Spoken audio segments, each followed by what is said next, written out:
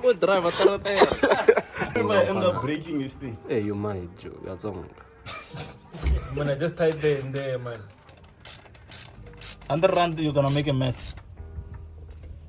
That's bad. What is up, it's MTG of MTG Reviews and welcome back to the Mazda CX3 project. So what we need to do today, or what we need to achieve, is to get the car rolling by its own four wheels. Let's get to it.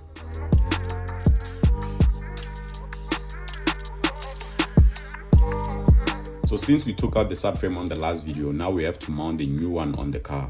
However, we have to change some things on the car first to get better access without the subframe, just like the axle. So we took out the old axle that was broken, which was actually quite easy to do. So we just slide it out. There's a bracket that holds it into place though. So remove that bracket, remove the old one, slide in the new one, tighten it back. And it's both phones, it's not just one. So now I'll have to go buy a phone. MTG, let me buy your phone. My phone, how much do you have? 9,000. Oh, that's done with the CV axle. And then another thing is we needed to take out parts from the old subframe that's broken to the new one. So parts like the anti-roll bar that was still good, we removed it. Yeah. Hey, bro, you black, yo. You can never fall with this guy here. Another thing that we mounted was the new steering rack. So everything is on the subframe correctly.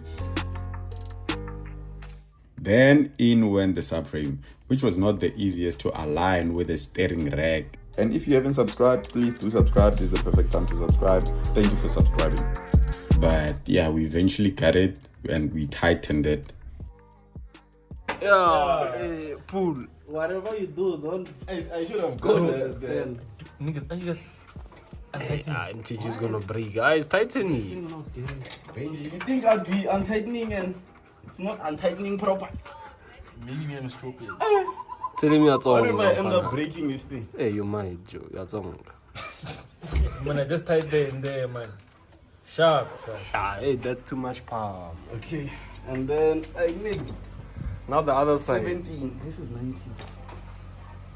17 for what? Underneath the car, so here's the subframe. We needed to bolt this one, and then there's another one on this hole that goes in, even on this hole, and this one as well. So it's just four bolts that hold it down.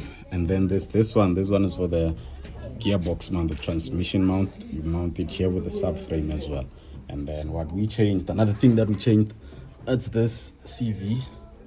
And then it goes, so for the right side it's different to the one on the left. The left side is a bit shorter, and then this one is longer. It goes down there. So yeah, so what's happening now is we are putting in, what are we doing? Yeah, I'm pulling. You just put the steering knuckle and the strut. I feel like I'm over tightening this thing though. Shut up. On top. So the strut is fully.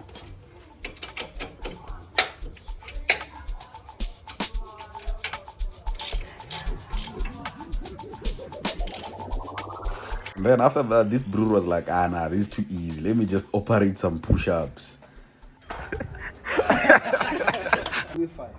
So what's happening right now, we are trying to remove this. So what we had to do, we only had one job. Only one job. Hey, but this thing was chow. But someone broke something. So we had to just remove this thing. Where's that other? Look, it was chow that thing, man. Look, already it's chow. It's chowed, yeah. So we only had to remove this tube from this. But then now it's broken. So we have to remove the whole line.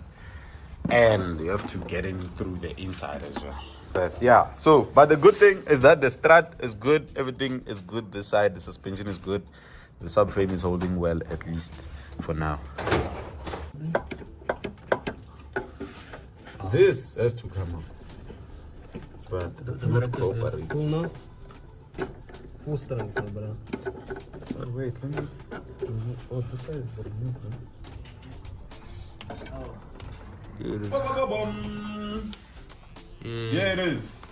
Here it is. It's out. And then This putting it back in. You see, how do you think we're gonna be able to do this? This thing. Just fold it near.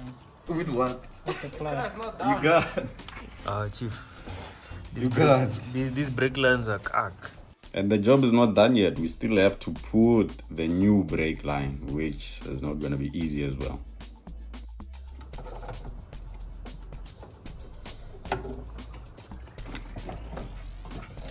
Here's what's happening. At this point, I don't even know. It's just hands everywhere. I know, was it a knot then? On this one. On that clip, no. Finally just got like the that, brake just- line in just though, like so that. putting back. Try to pull it. Then everything was done with the suspension. So right now what we needed to do, since we removed the brake line and installed a new one, so we needed to do some brake bleeding. So that requires 2 people for it to be simplified. You can do it by yourself, but then 2 people is actually better. So one person is going to be pumping the brake on the inside, and then the other person is going to be on the outside bleeding it, so controlling the bleed. So yeah, here's how it works. And we actually ended up bleeding the whole car just to be safe.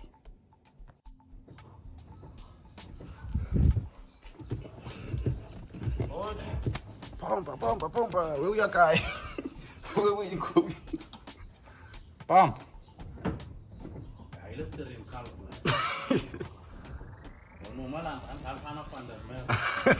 Hold.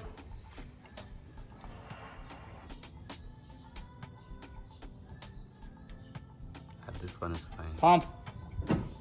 Pump. So, as it's being pumped inside, this is gonna be going down, as you can see. You're gonna work. You see? But I have to keep filling it up so that we don't have air bubbles into the system. Because the brakes are gonna feel spongy if there's air. And not only they're gonna feel spongy, they are gonna be spongy, so it will affect the braking. And then after the brake bleeding was done, what we needed to do is to change the transmission fluid. So this car takes 4 liters, and we're doing that because when we pulled out the axle, that's the CV, some fluid came out. So we wanted to be safe and put everything that should be. So we drained out the old one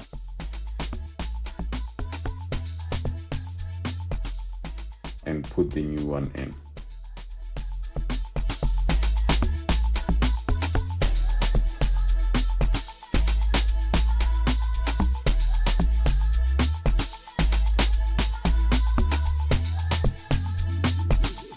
So after 4 bottles, 4 liters of transmission fluid, we needed to start the car to warm it so that we can be able to measure the transmission fluid level, as it needs to be warm for you to check it properly. So we started the car.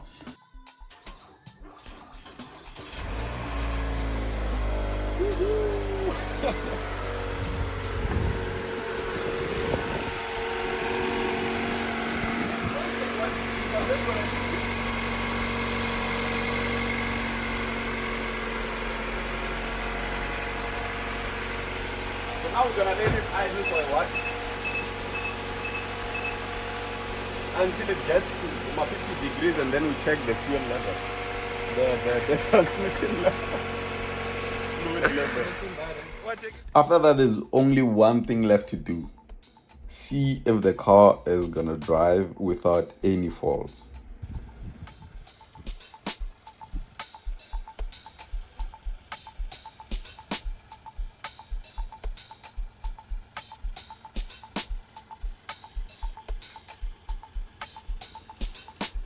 The lights switched off by themselves.